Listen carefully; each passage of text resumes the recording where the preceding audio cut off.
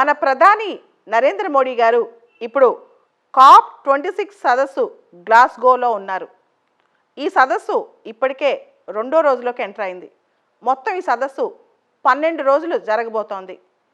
ఈ సదస్సు సంబంధించి మోడీ గారి స్పీచ్ మొదటి రోజే అద్భుతంగా కొనసాగింది. దీనికి సంబంధించి ఆయన కొన్ని మాటలు చెప్పారు. COP21 2015లో ఏదైతే ప్యారిస్ క్లైమేట్ డీల్ ఉందో దానికి సంబంధించి మనసా వాచా కర్మణ భారతదేశం చిత్తశుద్ధితో ఉందని, ప్రపంచ దేశాలన్నింటిలో కల్లా ఈ ప్రమాణాలు పూర్తి చేసుకోవడంలో భారతదేశం ముందుగానే అడుగులు వేస్తోందని ఆయన చెప్పారు. దీనికి సంబంధించి ఈ COP21 డీల్లో ఇండియా ఏదైతే ప్రామిసెస్ చేసిందో ఇంటెండెడ్ నేషనల్లీ డిటర్మైన్డ్ కంట్రిబ్యూషన్స్ వాటికి కట్టుబడి ఉందని, ఇంకా ఇండియా క్లైమేట్ చేంజ్ని వాతావరణ మార్పుని అరికట్టడం కోసం చాలా కృషి చేస్తోందని ఆయన పేర్కొన్నారు. భారతదేశానికి Paris climate deal, Paris summit COP21 అప్పట్లో జరిగింది 2015లో కేవలం ఒక సదస్సు కాదని, అది ఒక సెంటిమెంట్ అని ఆయన చెప్పారు. 125 కోట్ల భారతీయులు ప్రపంచానికి చేసిన ప్రమాణం మాత్రమే కాదు, వారికి వారు చేసుకున్న ప్రమాణం వాతావరణాన్ని కాపాడటం, పర్యావరణాన్ని కాపాడటం, దానికి సంబంధించి కలుషితం రాకుండా చూడటం, ఇవన్నీ 125 కోట్ల భారతీయులు తమకు తాము చేసుకున్న ప్రమాణాలని ఆయన అక్కడ అభివర్ణించారు. అయితే ఇక్కడ ఆయన ఒక సాంస్క్రిట్ స్టేట్మెంట్ కూడా ఇచ్చారు, సర్వే సుఖినో భవంతు అని చెప్పి, అందరూ బాగుండాలి.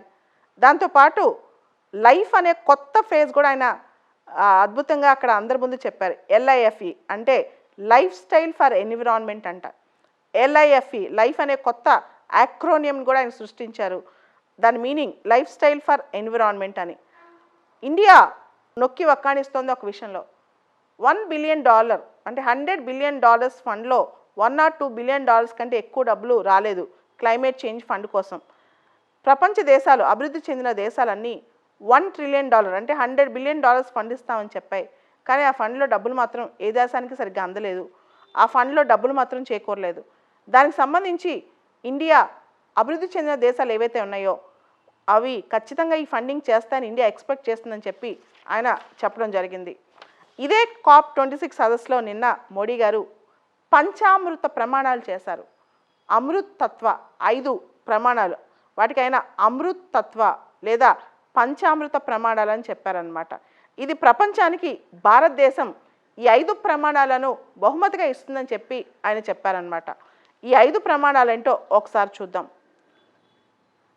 ఇండియా 2070 కల్లా నెట్ జీరో లేదా కార్బన్ న్యూట్రల్ కంట్రీగా వస్తుందని చెప్పి ఫస్ట్ ప్రమాణం చేశారు. అంటే 2070 కల్లా ఇండియా కార్బన్ న్యూట్రల్ లేదా నెట్ జీరో కంట్రీ అవుతుంది. అంటే ఏంటి?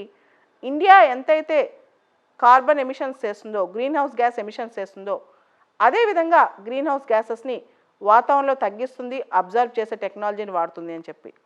అంటే నెట్ జీరో అంటే అసలు ఎమిషన్స్ చేయదు అని కాదు అర్థం. చేసే ఎమిషన్స్ను ఎంతైతే ఎమిషన్స్ చేస్తుందో అంత బ్యాలెన్స్ చేస్తూ కంట్రోల్ కూడా చేస్తుంది అని అర్థం అనమాట. రెండో పాయింట్, 2030 కల్లా భారతదేశం తన ఎమిషన్ ఇంటెన్సిటీని 40% తగ్గిస్తుంది. ఎమిషన్ ఇంటెన్సిటీ అంటే మనం ఒక యూనిట్ ఆఫ్ జీడిపికి ఎంత గ్రీన్ హౌస్ గ్యాస్ ఎమిషన్స్ చేస్తున్నాం, జీడిపి ఒక యూనిట్ డెవలప్ అవ్వాలంటే మనం ఎంత కర్బన ఉద్గారాలు చేస్తున్నాం అన్నమాట. తెలుగులో ఎమిషన్ ఇంటెన్సిటీ అంటే ఉద్గారాల తీవ్రత. సో ఈ ఉద్గారాల తీవ్రతను 2030 కల్లా 40% తగ్గిస్తుంది. అంటే ఇండియా ఇక నుంచి ప్రతి అడుగు ఎన్విరాన్మెంటల్ ఫ్రెండ్లీగా ఉండడానికి ట్రై చేస్తూ ఉంటుంది అనమాట. సో ఇంతకుముందు 2015లో ప్యారిస్ క్లైమేట్ డీల్లో ఇండియా చెప్పింది 33 to 35% తగ్గిస్తానని. ఇప్పుడు అది 45% ఎమిషన్ ఇంటెన్సిటీ తగ్గిస్తాను 2030 కల్లా, బేస్డ్ ఆన్ 2005 లెవెల్స్, 2005 లెవెల్స్ని తీసుకొచ్చి దాన్ని బేస్ చేసుకుని 2030 కల్లా 45% ఎమిషన్ ఇంటెన్సిటీ తగ్గిస్తానని చెప్పి మోడీ గారు పేర్కొన్నారు. దాంతోపాటు India cut down it's projected carbon emissions by 1 billion turns from now until 2030. అంటే 2030 కల్లా India carbon emissions 1 billion turns తగ్గిస్తుంది. ప్రొజెక్టెడ్ కార్బన్ ఎమిషన్స్ 1 బిలియన్ టన్ అంటే కార్బన్ ఎమిషన్స్ని బాగా తగ్గించే ప్రయత్నం ఇండియా చేస్తుందన్నమాట.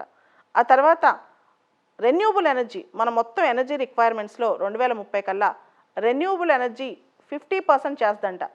ఇంతకుముందు ఎనర్జీ రిక్వైర్మెంట్స్లో రెన్యూబుల్ ఎనర్జీ 40% చేస్తానని చెప్పి ఇండియా చెప్పింది. ఇప్పుడు దాన్ని 50% చేస్తుంది. అంటే మన ఇంధన అవసరాల్లో పునరుత్పాదక ఇంధనమే దాదాపు 50% ఉంటుంది. ఇది అద్భుతమైన విషయం. దాంతోపాటు మనందరం ఇప్పుడు మనకు తెలుసు దాదాపు 75% ఇండియాలో ఎనర్జీ అనేది ఈ చమురు ఇవన్నీ కూడా మనం అంతా ఫాజిల్స్ దీనిలోంచి వాడుతుంటాం, బయట నుంచి కొనుక్కొచ్చుకుంటాం.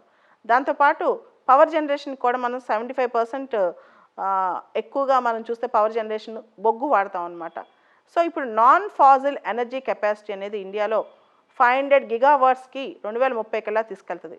So non fossil energy capacity అనేది 500 గిగావాట్స్. ఏదైతే నాన్ ఫాజిల్ ఉందో దాన్ని 500 గిగావాట్స్ ఎనర్జీ కెపాసిటీ తీసుకెళ్తారు. అంటే అర్థం ఏంటంటే మనం ఫాజిల్స్ సంబంధించిన వీటి ఎనర్జీ ప్రొడక్షన్ సంబంధం మీద డిపెండ్ అవ్వకుండా మెయిన్గా సోలార్ ఎనర్జీ మీద ఎక్కువ డిపెండ్ అయ్యే టార్గెట్స్ చేస్తున్నారనమాట. సోలార్ ద్వారా పవర్ ఉత్పత్తి ఎక్కువ డిపెండ్ అయ్యే టార్గెట్స్ చేస్తున్నారు. ఇది కూడా ఒక అద్భుతమైన విషయం అని చెప్పొచ్చు. దాదాపు 450 to 500 గిగావాట్స్ తీసుకొస్తారంట. మేజర్గా సోలార్ ఎనర్జీ మీద ఎక్కువ దృష్టి పెడతారంట. ఇది కూడా అద్భుతమైన విషయం అని చెప్పొచ్చు. దీంతో పాటు ఈరోజు మోడీ గారు చాలా అద్భుతమైన పని ఒకటి చేశారు. ఆయన infrastructure for resilient island states, చిన్న చిన్న ద్వీపాలు ఉంటాయి కదా, చిన్న చిన్న దేశాలు, ద్వీప దేశాలు. ఈ దేశాల్లో మీ అందరికి తెలుసు వాతావరణ మార్పు వల్ల ఈ దేశాలు మునిగిపోతున్నాయి. వాటి ఇన్ఫ్రాస్ట్రక్చర్ తట్టుకోలేకపోతుంది. కోరల్ రీఫ్స్ పాడైపోతున్నాయి. సో అక్కడ ఏ రోజు సైక్లోన్ వస్తుందో ఏ రోజు తుఫాన్ వస్తుందో ఎవరికి అర్థం కావట్లేదు.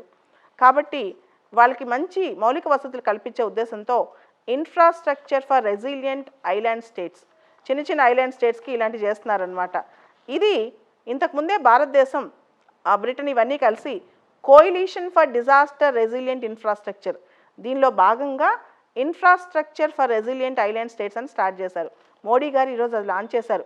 గ్లాస్గో సమ్మిట్లో జరుగుతుంటే దాని సైడ్ లైన్స్లో infrastructure for resilient island states అనేది. ఇది ఎందుకు అంటే ప్రపంచంలో చిన్న దేశాలు, పెద్ద దేశాలు, అన్ని దేశాలు కూడా వాతావరణ మార్పుకి వల్నరబుల్గా ఉన్నాయి. ముఖ్యంగా చిన్న చిన్న ద్వీప దేశాలు అయితే ఇంకా చాలా వల్నరబుల్గా ఉన్నాయి. అవి చాలా సెన్సిటివ్గా ఉన్నాయి. వాటన్నిటిని కాపాడాల్సిన బాధ్యత ప్రపంచాంది. దీనికి సమిష్టిగా బాధ్యత వహించాలి, కలెక్టివ్ రెస్పాన్సిబిలిటీ ఉండాలి అని చెప్పి. సో ఇప్పుడు మనం చేసిన పాపాలన్నింటికి మనం ఇప్పుడు దాన్ని పరిహారం చెల్లించాల్సిన టైం వచ్చిందని కూడా అక్కడ లీడర్స్ అభిప్రాయపడ్డారనమాట. సో ఇప్పుడు ఈ infrastructure resilience in small island nations వల్ల చిన్న చిన్న ద్వీప దేశాలకు కూడా కొంత ఊపిరి, న్యూ హోప్ అనేది వస్తుంది. దీనికి సంబంధించి మోడీ గారు ఒక మాట చెప్పారు. ఇస్రో వాళ్ళు, ఇంటర్నేషనల్ స్పేస్ రీసెర్చ్ ఏజెన్సీ వాళ్ళు ఒక special data information, timely information ఇస్తారంట చిన్న చిన్న ద్వీప దేశాలకి. ఇన్ఫ్రాస్ట్రక్చర్కి సంబంధించి వాళ్ళు సడన్గా సైక్లోన్స్ వచ్చినా లేకపోతే సడన్గా వాళ్ళకి సంబంధించి ఏదైనా కోరల్ రీఫ్స్ ఏమైనా వచ్చినా సరే, ఇష్యూస్ అయినా సరే, coral reef monitoring, Coast line monitoring, cyclone information, ఇవన్నీ సంబంధించి శాటిలైట్స్ ద్వారా ఇస్రో వాళ్ళు ఇక నుంచి చిన్న చిన్న ద్వీప దేశాలకి ఇన్ఫర్మేషన్ ఇస్తారు. తద్వారా వాళ్ళు తమ ప్రజల్ని, ఇన్ఫ్రాస్ట్రక్చర్ని వాటిని కాపాడుకోవచ్చు అనమాట. సో దాంతోపాటు భారతదేశం ఈ కరీబియన్ దేశాలు, ముఖ్యంగా క్యారికామ్ దేశాలు అంటాం, చిన్న చిన్న కరీబియన్ ఐలాండ్స్, ఆ క్యారికామ్ దేశాలకి, పసిఫిక్ దేశాలకి కూడా స్పెషల్గా సోలార్ టెక్నాలజీ, తర్వాత వాళ్ళకి కొంత ట్రైనింగ్, ఇలాంటి సడన్గా ఈవెంచువాలిటీస్ వచ్చినప్పుడు క్లైమేట్ చేంజ్ ఎఫెక్ట్స్ సంబంధించి కొన్ని ట్రైనింగ్స్ ఇవన్నీ కూడా భారతదేశం అందిస్తుంది. సో మోడీ గారు గ్లాస్గో ప్రయాణం అనేది మొదటి 2 రోజులు అద్భుతంగా సక్సెస్ అయిందని చెప్పొచ్చు. G20 రోమ్కి వెళ్ళి అక్కడి నుంచి ఆయన గ్లాస్గో స్కాట్లాండ్కి వెళ్ళారు COP26 అటెండ్ అవుదామని.